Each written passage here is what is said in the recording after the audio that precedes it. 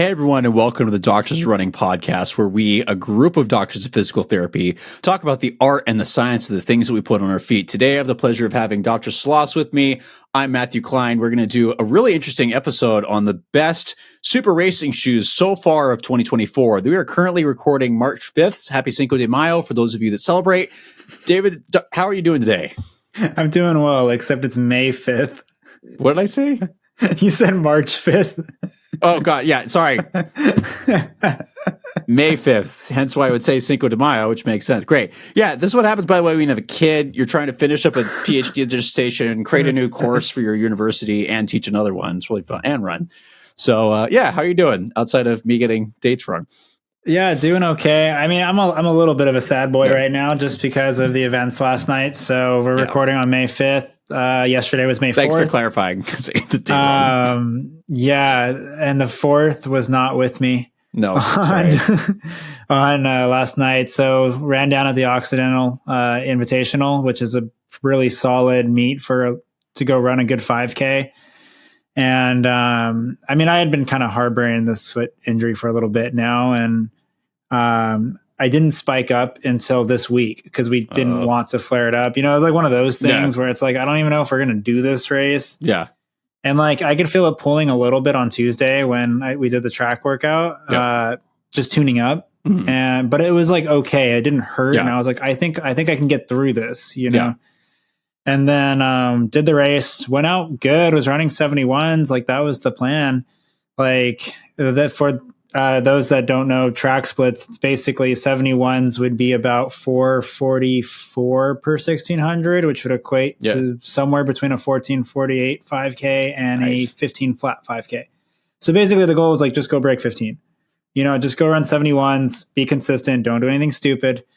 And for the most part, that was executed pretty darn well up until about lap 6 or 7. Mm-hmm. And I could feel it kind of start pulling at me in lap 5. And then it really started kind of hurting. And I was like, I couldn't really push off my forefoot very well. And then I kind of started falling off the group because at that race, everyone is all within like seconds of each other. So it's easy to fall off the train.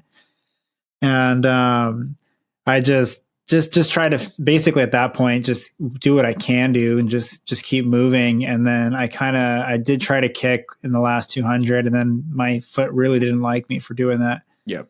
And so I didn't cool down and I did not run today. And we're going to take a little bit of time off, reset, come back around, and we'll race later in the year. And we're just going to focus on getting healthy right now. Do you mind? I'm gonna bring this up a little bit. We'll talk about this in a second, and like some things related to this. But can you tell us what you think, or the listeners, what you suspect is going on? Yeah, I mean, it's like a distal, like insertional pain on that, tendon. Like Achilles tendon. Yeah, it's like it almost feels like it almost feels like a hoof, like an inverted U, like right on the bottom part of not inverted, a U's up, but you know what I mean. Like just like right at like a little bucket at the bottom of my heel, and it like pulls when I like plantar flex and I like go and push off of it, which obviously you need to do that to run. So it doesn't feel great. It doesn't hurt as bad as it did last night though, which is good. It's good calming down, but does it feel like you know the where the bursal tissue is there as well? Like is there? It could be feels more like a retrocalcaneal. Which one would you? I could see that. Which one would you suspect? In clinical reasoning, which would you put your cards on more based on symptoms? Honestly, it's probably a little bit of both. That's true. I mean, I had a little bit of chronic tendinopathy there going for a while, but then I also, so those that are listening, we are not always the best at taking our own advice, which is, I'm guilty of that. Someone called me out on it on Instagram. But so early, maybe like a month ago, I took a week off running and I went skiing in Mammoth and I didn't run. Oh, that's why. That's why I got it. And then like I basically rushed right back into training, immediately back into 70, 80 mile weeks, spiking up, you know, multiple times a week. And then my foot got mad at me. And then I basically had to take a couple days off that week, kind of get it back to the surface. That was basically all of the last week and a half was basically like getting better, a little bit better every day, a little bit better every day, a little bit every day. And it's like, okay, I think we can race. And it's like, if I'm really thinking about it retrospectively. Probably not. Yeah. It's like, you probably should have just not raced.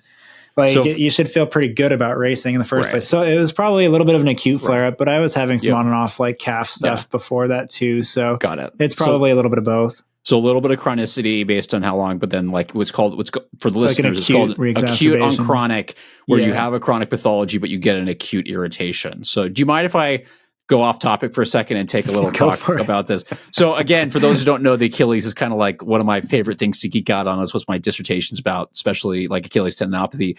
Somebody messaged us this a while ago, and I apologize I never responded, but they're asking about the difference between mid-portion Achilles tendinopathy and insertional Achilles tendinopathy. Because you got to realize the tendon's quite long, so you have the gastroc soleus, the major calf muscles up top, that you usually can see, and then those become the tendon about sometimes halfway, depending on the length of your muscles, and then those go to the back of your ankle and then insert on this bone in the back of your foot called your calcaneus. So tendinopathies, there's two primary places where they typically occur. It's either mid portion, which is kind of like some of that middle part right behind your ankle, like it's in the solid part where it's purely tendon. Those are, I'm not going to say the more common ones, but that's more of what I'm studying that a lot of masters runners and older runners tend to experience, which is that mid portion tendon.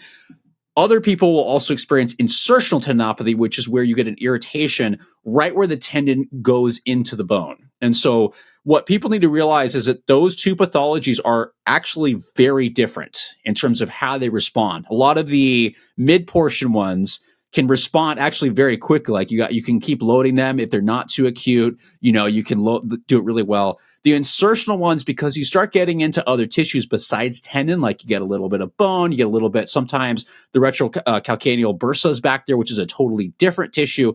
Sometimes when this stuff gets irritated with insertional stuff, you just got to wait. Like you cannot rush these things, and you have to be patient because it's very easy for it to get inflamed again.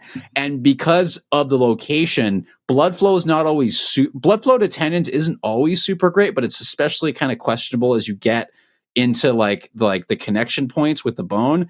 It can take a little bit for it to calm down. So you have to respect it to go, you got to keep moving. Like some gentle motion's always good. Things will get stiff, but you got to, ease back into things kind of at its own rate. Like you have to pay attention to what it feels like, not focusing on pain, but let it be your kind of guide to go, okay, when is this ready? It's not something you can really rush, which sounds like David's doing a good job with now. Instead of going, hey, let me not rush this. I do need to take time off. I can't just start loading this immediately, because there are certain cases, this being an example with injuries, where it's like you got to just let it calm down first and then slowly start building on it. But it sounds like, that quick rush for a lot of things can be hard. Even if you take time off, doesn't mean you can jump back in. You do have to ease back. And so you had the perfect storm here, right? It was like, okay, a long injury, not a ton of experience, not a ton of like time and spikes and kind of rushing things. Like no judgments. We all do it. I'm like officially old on the track now. I feel like when you're actually a decade older than some of the people running on the track, it's like, okay, I got to like really break into the spikes again. I can't just put them on. Like that's also part of the problem as well. I kind of rushed my way back into those things. Yeah. And I'm going to use this opportunity. We're going to so big as we finally get almost 10 minutes of this episode. We're going to talk about some of our favorite super racing shoes of the year so far. A couple honorable mentions. We're going to do our top 3, starting from number 3 going to number 1, and we'll give you some specs and kind of talk about why. But as we end, what we're going to talk about is being aware as you spend more time in these super shoes, when you're trying to transition back to maybe normal shoes or even spikes, which although the spikes are super, they are still spikes. They're still very different from a lot of the super shoes. Some things to pay attention to as you transition, because they're very different. Your body's going to react very differently. So let's jump into our honorable mentions. We're going to do backwards from what we normally do. So do we want to do, let's do our 2 honorable mentions for the best super racing shoes of 2024 thus far. And I'm going to say thus far because, we've been geeking out. I'm seeing on super shoes like Cloudboom Strike is one of them. The Echo 4 is another one that's coming out maybe this year. We've still got Adidas Adios Pro 4, supposedly. We've got the Puma Deviate Nitro Elite 3. Am I missing any other ones? think those are the big ones. Yeah, I mean, off the top of my head, those are the big ones. Yeah. Big ones that we can think of right now. If we miss any, put them in the comments below, because we do miss things, and that's why we need your help. So, yeah. But yeah, this is the best so far as of May. Let me clarify, make sure I get my dates right. As of May 5th. So David, why don't you start? What are your 2 honorable mentions for super racing shoes of 2024? Yeah, I'll let me grab them real quick. They're right here at my feet. So they are both really good shoes, and I think for a given runner, they could still be the number one for someone. It's just there's a small something in them. They just didn't quite make the list for me. The first one's going to be the Hoka Cielo X1, and the other one is going to be the Saucony Endorphin Pro 4. Nice. And I'll start with the Cielo X1. It's a little bit heavy for a racing shoe, but that actually, this is right around the 9.0 ounce range, right? For men's size 9. It's pretty heavy. I got a scale. I got specs. Here too. Specs is 8.7 ounce, 240 grams for men's size 9, women's size 10.5. It's 46 millimeters in the heel, 39 in the forefoot for a 7 millimeter drop. Although because of the way the stack heights are measured, technically this is still race legal because of how curved it is. But it does sit at 46 millimeters off the ground in the heel. Yeah, I just weighed mine. Mine's 9.1, so it's a chunky boy. It's a little chunky, but it's really responsive, really bouncy. I feel like in the right setting, like the 4-foot forward, I think it's a good platform. Very bouncy. It rolls you forward. It's a hyper rockered shoe. Like this thing really just wants you to propel forward. Where I have some issues with it is that big lateral cutout there. Like it does save some weight. Yeah. But especially if I'm on a cambered road or I'm kind of leaning into a turn or something, like it does give me a little inversion moment that I don't really like. Like I almost feel like I'm going to turn my ankle. Yep.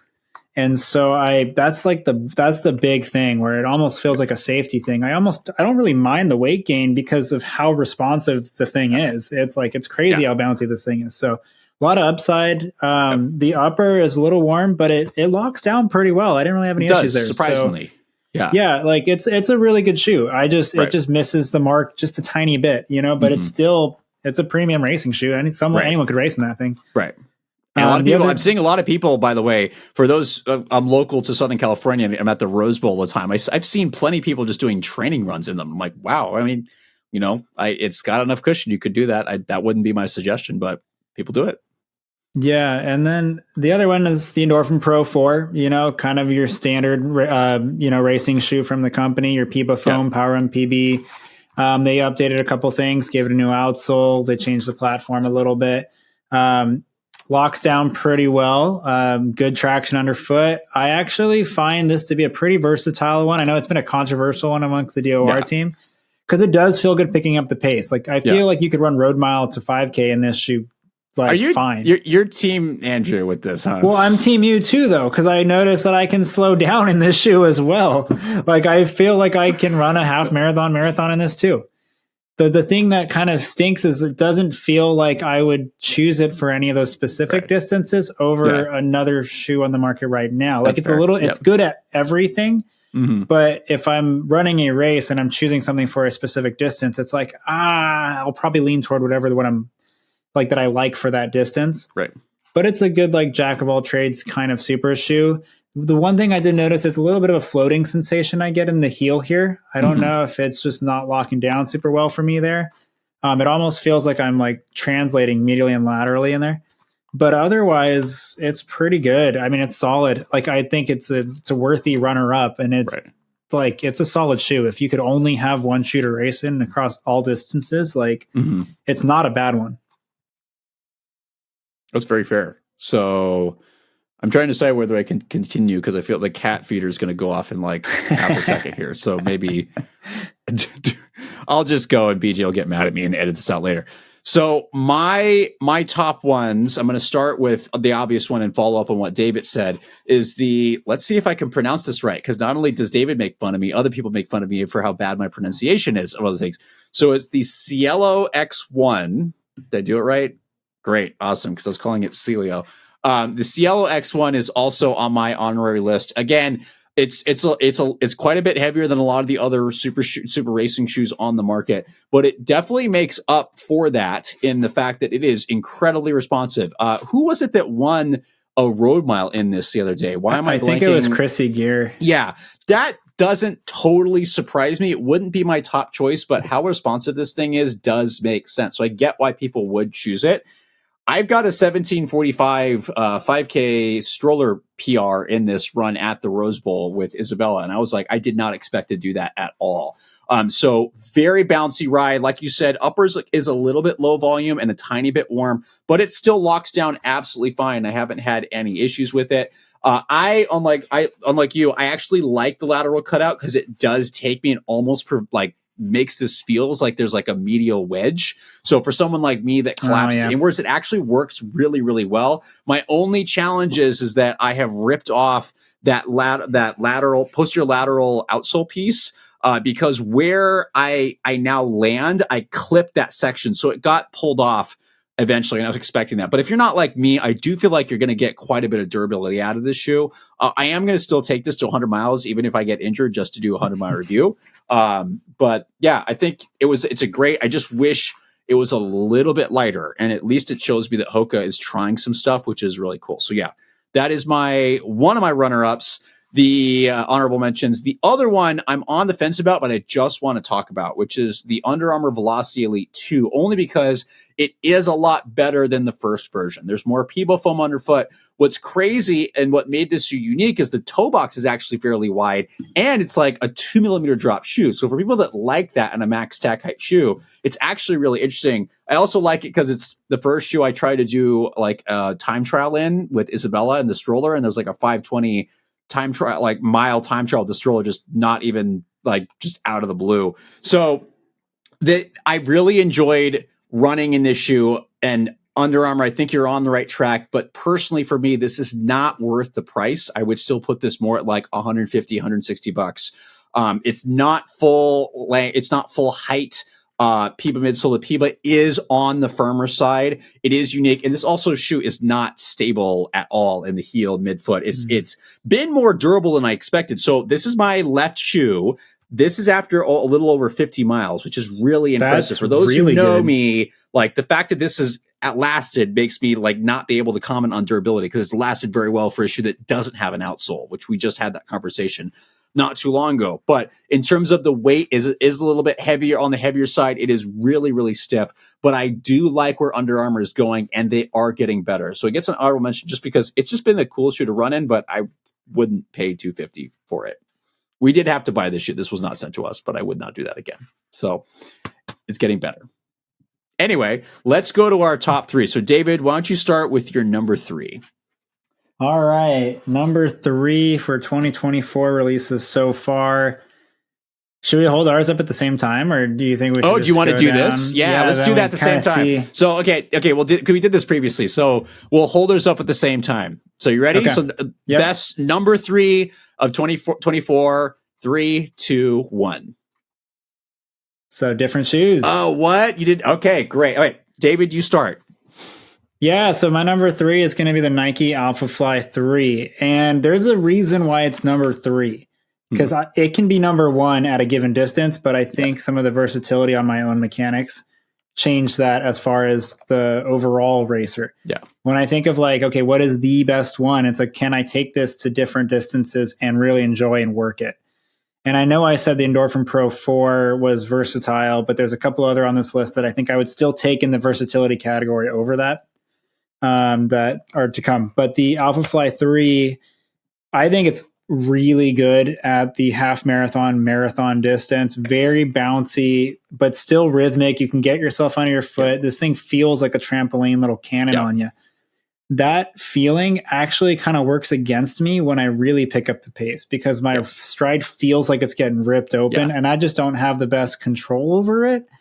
And so I start getting sloppy and I start slapping the ground pretty hard, and it just doesn't really, I'm running fast, but it just doesn't really feel like something I want to be doing. And so for me, it's going to be a half marathon option. And it's just as good as any out there. I mean, like, if not better, like I think my two favorite shoes for the long distances, if I had to just really nail it down, everyone knows I like the Saucony Endorphin Elite. That's no secret. And the Nike Alpha Fly 3, I think, pair up very nicely with each other. And I think those would probably be my top options for the marathon. I think I have to look at that.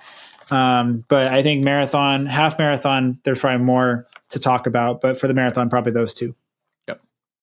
That makes sense. I'll have comments on that in just a second. Oh, I didn't say specs. 40 in the heel, 32 in the forefoot, 7.0 ounces, men's size 9, 198 grams. Yeah, so pretty solid for the lightest Alpha Fly thus far by a significant amount. Massive, and it's super responsive. It's kind of like we were saying with the Cielo. Like, I mean, like someone could totally go rip a 5K, and I just feel like for me, it's just like I feel like I lose control of my body. Yep. And I'll talk about that. I definitely agree with you on that. So my number 3 is the Ultra Vanish Carbon 2. So last year, the Ultra Vanish Carbon 1 came out, and we were told supposedly has a PIBA-based foam. It was a fun shoe to run in. It just didn't feel super. The stack height wasn't quite there. The foam really wasn't quite there, even though I really, really enjoyed it. So the version 2 takes everything and improves it. So this is 8.1 ounce for men's size 9, 5.8 ounce for women's size 8. It's 36 in the heel, 36 in the forefoot for obviously a 0 millimeter drop. And even though they say it's Ultra Ego Pro, it's supposedly the same. This is a totally new formula that really, the second you put it on, I'm like, oh, this is a PIBA based foam. It's bouncy, it's soft. It is the only anatomic zero drop super racing shoe officially now. So I can officially say this is a racing shoe. It's been really fun. It's really fun if you want that wider toe box. I have to be a little careful because as much as I love Ultra, my Achilles is a little sensitive, hence why my dissertation's on Achilles tendinopathy, because I'm trying to go, how do I most effectively treat this? It's like I got to get this PhD done before my master's. Right. So the things that are much better about this, so obviously midsole and responsiveness. The second I had this, was able to crack out like 5K, 10K pace, things that I would expect to be able to do in a super shoe. I'm like, okay, I'm getting down to low 5s. This is what I would expect for me in this kind of shoe that I couldn't quite do in the original version. I was like, this has got pop. And it feels good not only doing that, but also feels consistent over longer distances. So I have done a 10-mile up-tempo run, and it felt great. My Achilles was a little cranky afterwards. But if you prep your body and you're used to that, you should be totally fine. The other thing that is much better is the outsole is also much more durable. I've got 30 miles on my pair, and I have not ripped through the outsole. Again, I'm going to be very honest. I'm hitting the midfoot now. For people that know me, I used to land very posterolateral. Now I'm more of the midfoot. So I actually did catch this piece, and it pulled off a little bit, but I shoe glued it down. And that's like 10 miles ago, and it's been totally fine even with workouts. So durability should be a lot better. Yes, it's much more expensive, but I think for those of you that want this kind of niche shoe with what the things, I think it is going to be worth it now. So Ultra, much better job on this. All right, you ready for number 2? Yeah, let me grab it. Number 2 is in my hands. I'm ready. Okay. 3, 2, 1. David first. Yeah. Okay. So for the people that are watching, this might be a shoe you've never seen before. I forgot about that. We should probably forgot. People are listening to this too. So again, for So this is number 2 that I'm holding up. Yeah. This is the Anta C202. So C202 is the model number. 5 GT. Kind of a lot of numbers. What's that? Is there a non-5 GT, or is there a non-GT version? I don't think there is. I don't know why. Yeah, I don't know. It's a long name. They just want to add a little Gran Turismo on there. I get it. No judgment. Yeah. Grand Tour. Yeah. But yeah, so Anta C202, 5th iteration of that shoe. The reason why it's called 202 is because when they made this shoe, the world record at the time was 202. And then the C stands for challenge. So it's like challenge the 202. So it's their super shoe. For those that have never heard of Anta before, they are a Chinese company, but they do have actually a website that can sell within North America. And they did send us some product recently. And this is not a recency bias. This shoe is the real deal. But this is, they also sponsor Kenenisa Bekele. So if you saw that 204 he did recently, I don't think it was in this shoe though. No, it's in a different, it's in another version of that. Yeah, but he has run in the C202 before. No, he's run like 205 or something in this. Yeah, he's run pretty fast in that shoe. It might have even been 204 again before. I don't remember, but no, he definitely, because he's been with Anta for a little while now. Yeah, and anyways, this is their super shoe. There's a couple reasons why it's number 2 on my list.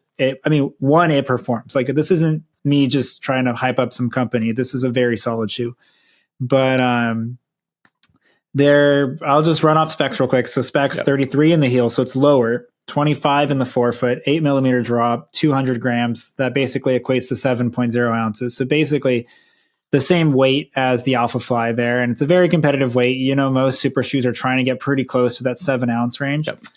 And locks down well, translucent mesh, very neutral underfoot. It's a very predictable, familiar pattern, like the way the geometry and everything's set. And then it has a real stiff carbon plate, and it comes around there, and it's a nitrogen-infused Peebo midsole. Yep.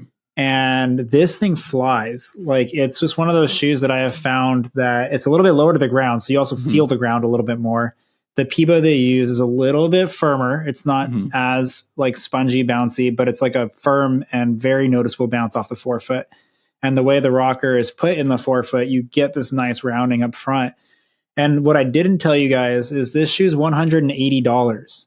Yeah, which is significantly cheaper. That's also part of the reason why it's on my list, because it's like as good as a lot of these other super shoes, and if not better. And it's like significantly less money.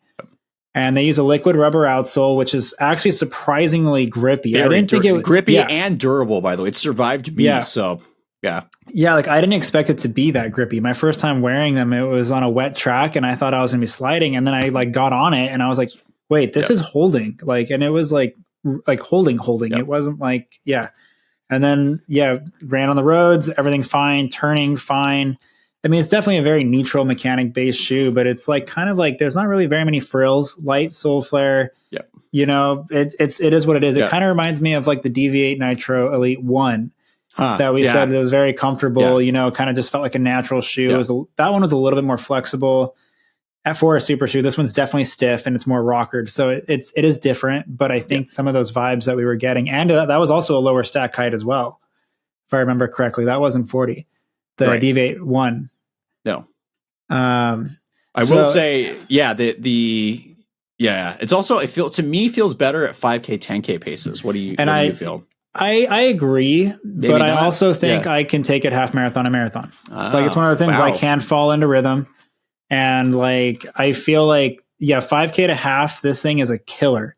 And I know it's meant to go marathon, but like 5K to half marathon, this thing is no joke. Yeah. And I think the marathon, it's definitely doable, but you're just gonna have to ask yourself whether or not you like that for that long. Yeah. And I think I could. Yeah. I don't think I could, because the only thing that I'm having a challenge with that shoe is the upper being very kind of more narrow and snug. It's definitely snug. Which I don't think I'd be able to take it beyond 5K, 10K. The fit of it is like a 5K, 10K. Takumi Sen almost kind of like tight lockdown. Yeah. Even Takumi Sen has a surprising amount of room for me. Like that's the Anta's a little more snug. So if you have narrow feet or like you want a snug ride, it might be a good option. Yeah. Yeah. So snug, neutral, lightweight, responsive. It's the real deal. Solid. And it's cheap. Yep. It's great. So my number 2 is the Nike Alpha Fly 3. And actually, it's number 2 for very similar reasons that David said. And again, for specs, men's size 9 is coming in at 7 ounces or 198 grams. Women's size 8 is coming in at 6.1 ounces or about 174 grams. 40 in the heel, 32 in the forefoot for an 8 millimeter drop, although it feels way taller than that. Again, similar sentiments where I have quite a bit of experience with this shoe, and it has an incredible amount of bounce. It can be one of the bounciest rides you feel. And with that, it feels awesome for longer efforts. I would not use this for anything easy because it feels very awkward. It feels like baby deer-esque kind of feeling when you're trying to use this for any easier efforts. But if you pick up the pace or you're running like half marathon pace, it feels absolutely awesome. Like tempo runs, I've blown my paces out of the water. Probably not great idea, but it just happens. And I agree with David, though, it is hard to control. You have to learn how to control this shoe. or your wheels are gonna come off in terms of like, yeah, it will lengthen your stride out, right? So if your hip flexors are stiff or you're not used to getting that much hamstring motion on the way back, you just got to prep your body for this and take some time to use this before you race in it. If you've never run any Alphafly or run in this shoe before. The other thing is I had the same experience with the amount of bounce underfoot. 5K, 10K efforts I do struggle with because again, I need to be able to turn over. I need to like hit the ground a certain pace.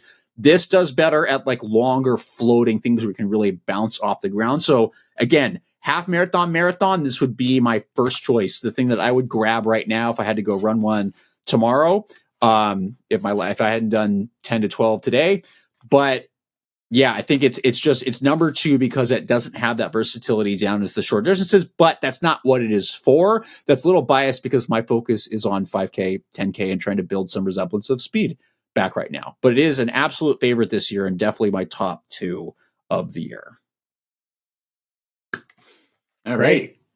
So we got one left. Number 1. I have a feeling it's going to be the same. It's probably going to be the same shoe, but this time because I need to remember that we have people that are not watching this but also listening. We'll announce this as we actually hold it up. So we're going to announce it as we lift it up. All right. 3, 2, 1. Asics Metaspeed Edge Paris. Yeah, I expected that. I had the same exact thing. That'd be hilarious if I said Edge and you were holding the sky. Yeah, that's nobody would know. No, I'm just kidding. There are some subtle differences. Yeah, they look. Every time I grab this shoe, I always double check to go. Did I grab? Outsole color is different. That's fair. I had to double check to go. Did I grab like one pair of Sky and one pair of Edge, or did I grab both? Yeah. I will say the Sky and they have more slow flaring on the Sky.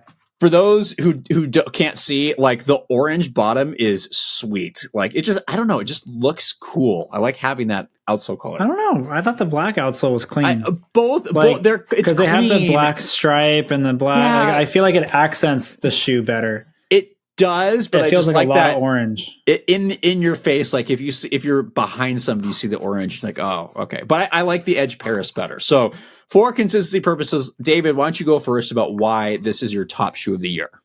Yeah. So a lot of the things I said about the Antus shoe is basically this and then some, right? Like it is specs. We'll just start there because I keep forgetting to do specs. 39.5 millimeters in the heel, 34.5 in the forefoot. So that's a 5 millimeter drop. 6.5 ounces, men's size 9, 185 grams. This is a light shoe. Yep. For being a super shoe at that stack height. This is a direct competitor to the Vaporfly. Yeah. It's actually much lighter than the Vaporfly, and this and the Sky Paris are the lightest widely commercial available super racing shoes on the market, not including Adidas Evo Pro 1, which is obviously not as available. It's also half the price of the Evo 1. Right. Yeah. So super lightweight, has good traction underfoot, very versatile, early rocker, kind of like we were talking about, where it's like, I mean, ASICS markets this for someone that is a quote unquote cadence runner. Just meaning you like to get your feet under you. Now that whether or not that implies, who it's best for, I don't put as much stock in that, but I will say it does fall into rhythm nicely. And I think by having that earlier rocker in there and more gradual, it does kind of let me turn over a little bit better as well. So this is something that I could take 5K to marathon, and that's without hesitation. So this is going to be number 1 or 2 at almost every distance right now for me. Road 5K. I did a track 5K in this. That did happen. So I did run a 5K in this. So it's just a very versatile, good shoe. It's aggressive when you want it to be, but you can also sit back and fall into rhythm and relax. Yep. And so that's why whenever the next marathon does come around, I'm not going to run a marathon this year. So if anyone's going to want to watch me run a marathon, that's not going to happen. But I will do a half at least. In the second half of the year. So that's going to be a hard conversation between this, the Alphafly, and the Endorphin Elite, because I love all of them. So they're very, very solid shoe, well-rounded. It's just a gradual shoe. Like it's not super extreme on either end on the geometry. I think it's one of the things I like about it too. Yeah, I would definitely agree. And also This is one of the first times I felt like a super shoe was a racing flat, if that makes sense. So it's like, that's very fair. Max stack height where it's 39.5 in the heel, 34.5 in the forefoot for a 5mm drop. Although I didn't realize it was 5. It felt almost exactly the same as the previous the Edge Plus, where it was like almost like 8. And that's probably because of the plate and the geometry actually rolls you forward really nice. Per our conversations with ASICS, the biggest difference between these now is it's not about whether you're a cadence or stride runner. It's how you they're saying it's how you accelerate. So if you accelerate by increasing your cadence, Edge is better for you. If you accelerate by lengthening your stride, the Sky is better, which is why we've had conversations where different ones actually work at different times. So like for me, I've also raced a 5K in this shoe. It was like there was no hesitation. This was going to be it. And what I noticed is where it works really, really well, other than being super light. So it feels like a racing flat finally. And it just got great bounce. You can just kind of forget about. It can cruise. It can go 5K pace. So for me, 5K to half marathon, the only reason I don't think I could take this beyond half marathon is just because it does have some mild guidance elements, but not probably enough for me to take to a marathon unless I was in really, really good shape. So yeah, most people, easy marathon shoe. For me, probably max at half marathon just for the guidance stuff. So it's not terrible. It's just not the best of what I need for that distance. But it can still move, and it can move at those riding pace. So if I take it 5K, if I want to do a tempo run, this is kind of my go-to shoe where either if I'm going to race or if I'm doing dumb things, like right now I do a lot of double workouts where I do a workout in the morning, a workout in the evening. This is usually the one that's on either the more serious of the two or the second workout where I need just a little more oomph to help me survive. So it's been good. Upper fit is great where it's like, it's got a little extra volume. So it's still that kind of very secure fit, super light, but it still doesn't feel like it's squashing you and you forget about it. It's so light. And then what I loved about this is when I was doing my 5K, I was cranking off like just under 530s and I'm like, okay, this is feeling good. And then I was kind of going, when am I going to start to struggle? And as I got in the last mile, I could feel myself starting to tire. You know, when you start to spin your legs a little bit and you're like, oh, maybe if I just get my cadence going a little quicker. Most shoes, that doesn't do anything. This, it did. Because again, as I tried to accelerate, it rolled really nicely and I got a little boost. And then I was racing at the Santa Anita Derby and you finish on the horse track, so on the soft dirt. So everything fell apart when I hit the soft dirt because it's obviously not a trail shoe and I'm not super stable. So you can see some really fun pictures of me trying not to dry heave as I was trying to keep myself up and not fall over at the very end of that race. If you look it up, but I would not hesitate to choose this for anything up from 5K to half marathon. It's just a great ride. The other thing, again, my left shoe, I have 100 miles on this and the outsole is still fairly intact and it still feels good. Like I feel like I can get another 100 miles out of this shoe. It's been just a solid, awesome shoe.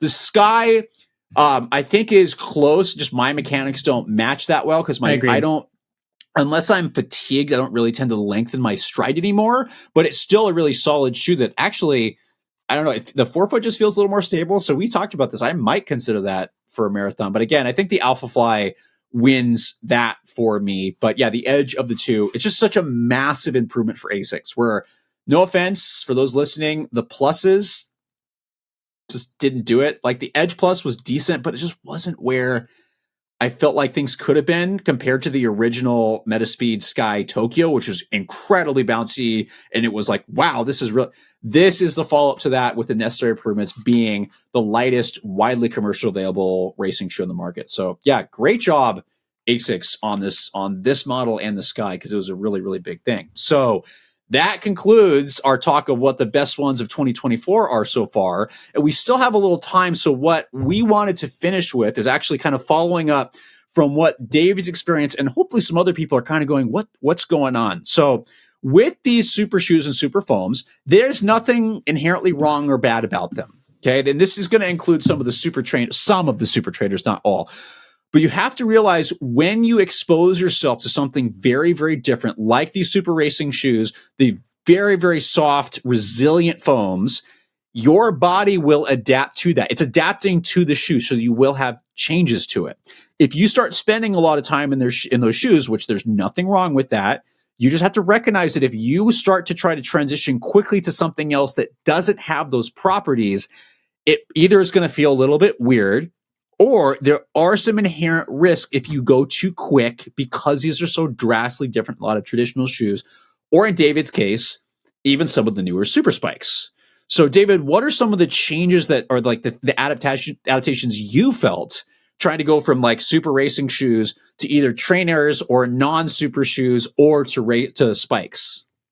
Yeah, I think that's a great thing to bring up. And I'm going to bring up something that you said earlier, that they're still spikes. Yeah. And I think that is important to mention because, yes, they are a little bit more forgiving than spikes used to be.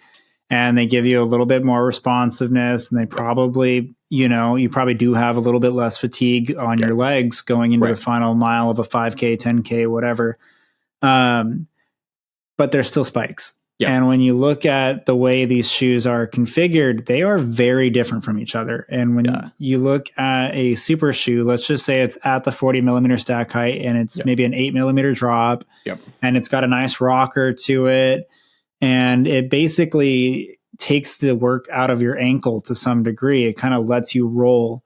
And we talk about with these rockered shoes that your muscles have a little bit more stiffness around the joint, and that you're kind of more in the cyclical motion, and that range of motion requirement kind of gets decreased to some degree, at least at the ankle. Yeah. And when it can increase in other joints, but ankle, yes, generally is supposedly, if this geometry, the foam and the plate line up with your mechanics, can supposedly decrease some of the requirements of the put ankle. Upon, Yeah. And so taking all that into consideration, now let's take a look at a spike.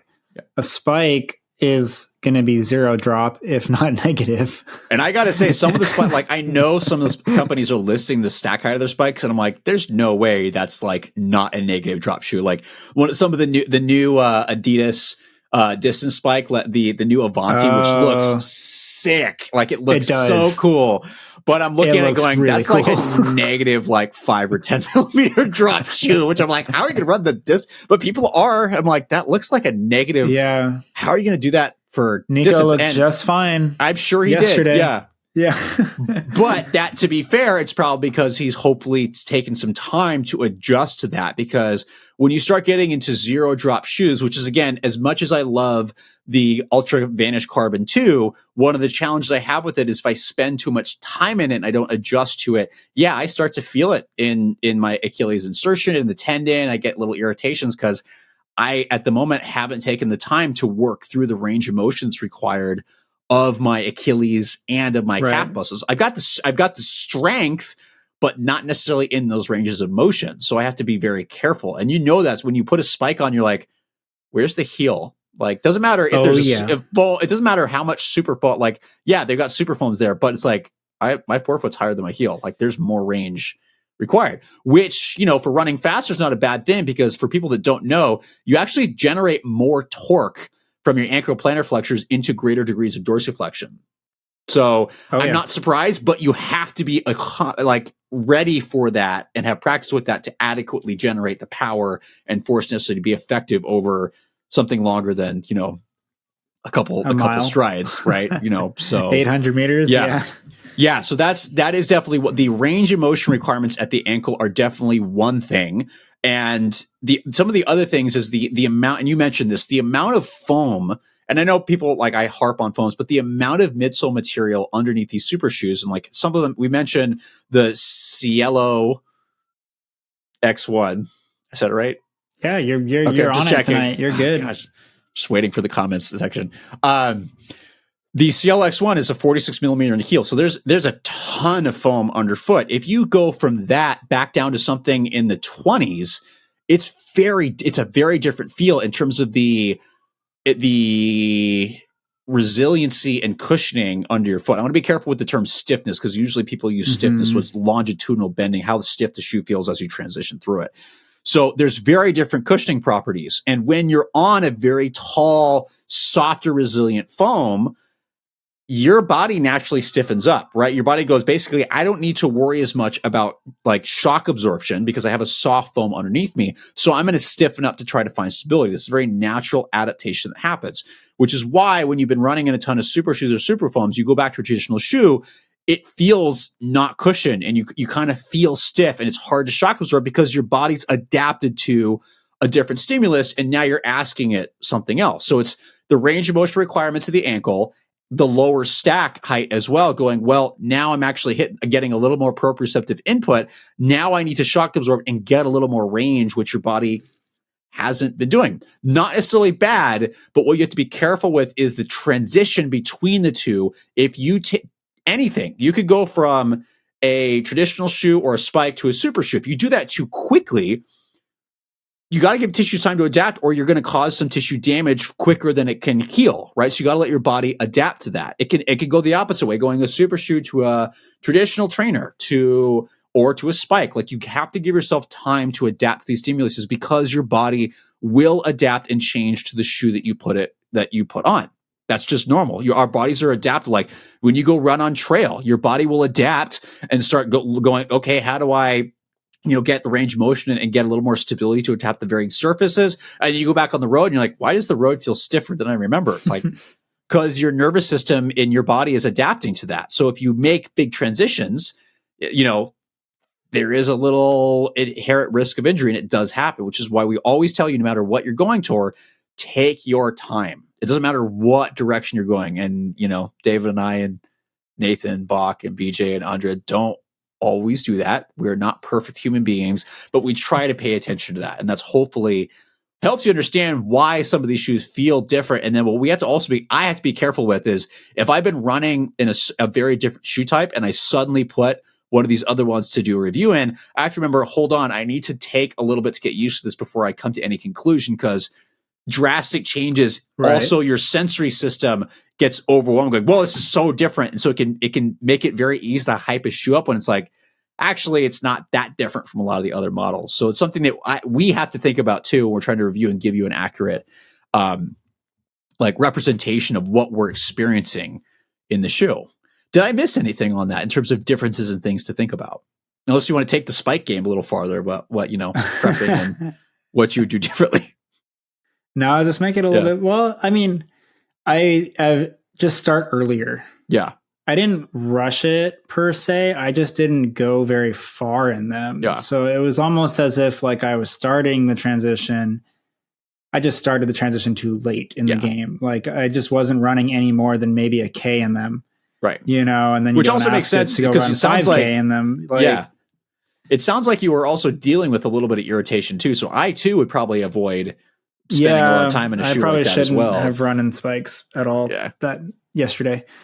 But no, I think you hit everything really well. I think, like you said, you get more force, more torque out of that larger range of motion at the ankle. And it's one of the reasons why spikes are more powerful shoes to run in. But the word power is in there, and you need to have power in order to use them effectively. Yeah. And if you don't, then you kind of start falling further back. Right. It feels like you're climbing out of the shoe, and now everything just hurts and nothing's natural or feeling good. Right. So just transition into it and make sure you have good, just good eccentric control through that Achilles and good power popping off your forefoot, because that's what's required of you when you run in track spikes. Right. And truth be told, I probably was not ready to run in track spikes for 5,000 meters. And that's my fault. And that was my own pride kind of getting in the way there.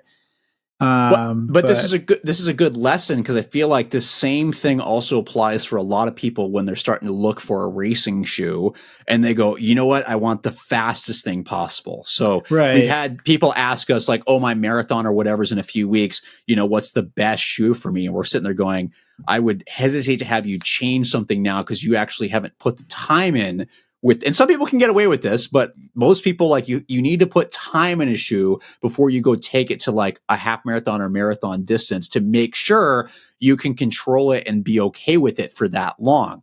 So I'm going to give a little shout out to one of my previous Kaiser coworkers, Phil, who did a great job at the OC Marathon today and ran a 3:08, which was much faster than he was expecting. And one of the things he talked to me about, and I got his consent for this, one of the things he talked about was asking me, hey, should I go run in the Edge Paris? I'm really interested in the Metaspeed Edge Paris. And I'm like, what have you trained in that? And this is like a week or so before the marathon. He's like, no, I really enjoy the Super Blast, but I want something like I've done all my training, I've done all my long runs, but I want something. I'm not sure if I should get something faster because I want to try to run 3:15.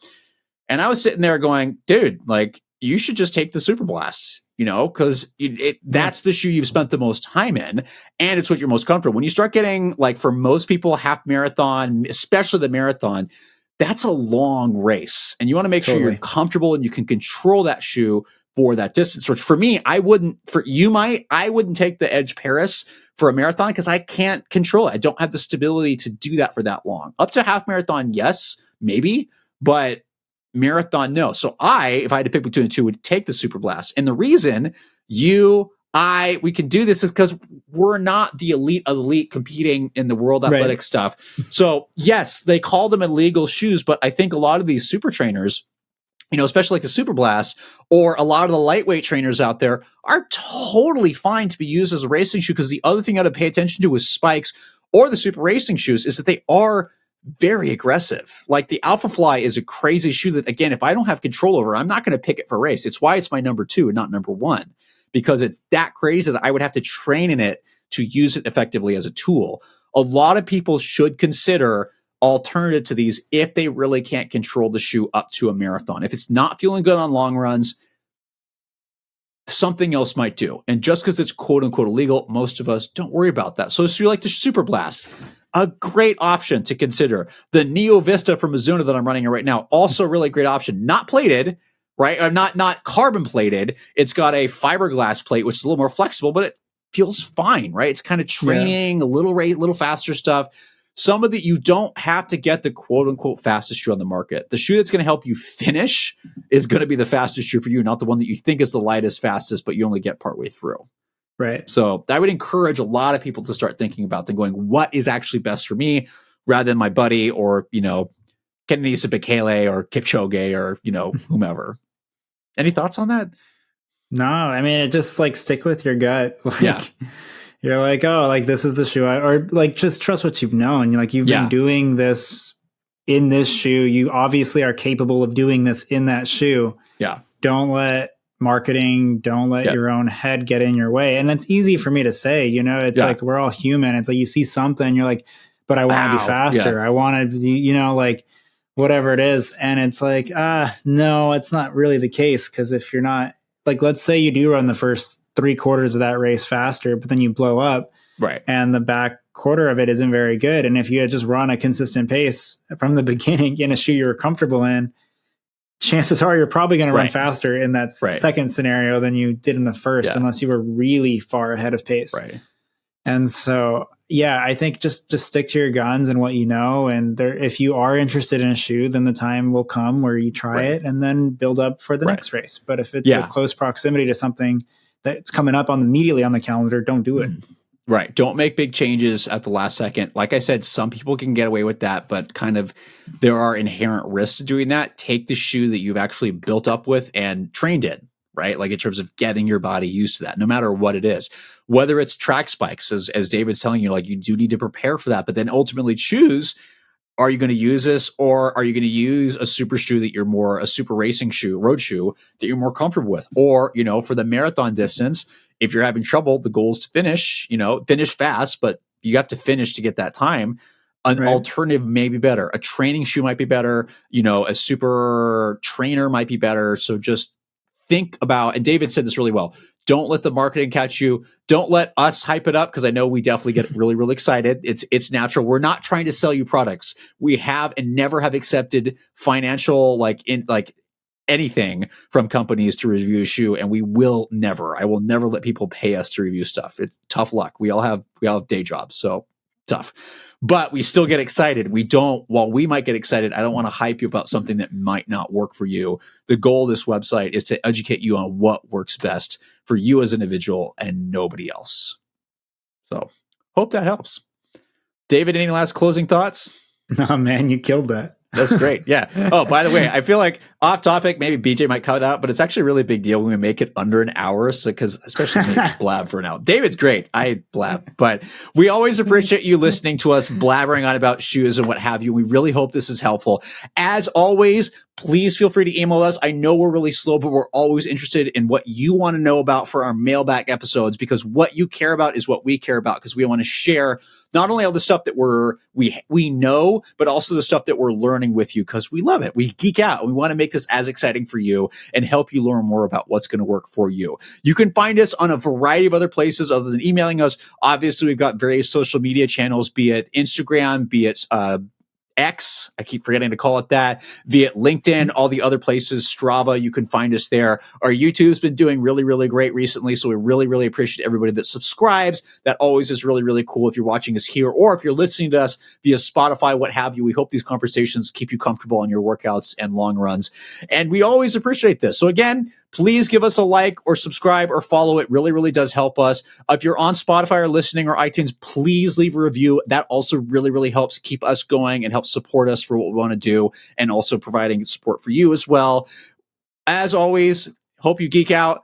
Comment below if you have any questions. Comment below on what your top 3 favorite racing shoe is, and if you have any honorary mentions. And finally, I also want to know if there's anything else this year that you're excited for. What is it? Did we miss anything? Right? Like, I'm geeking Trainers out on included, trail shoes included, trail racing shoes included.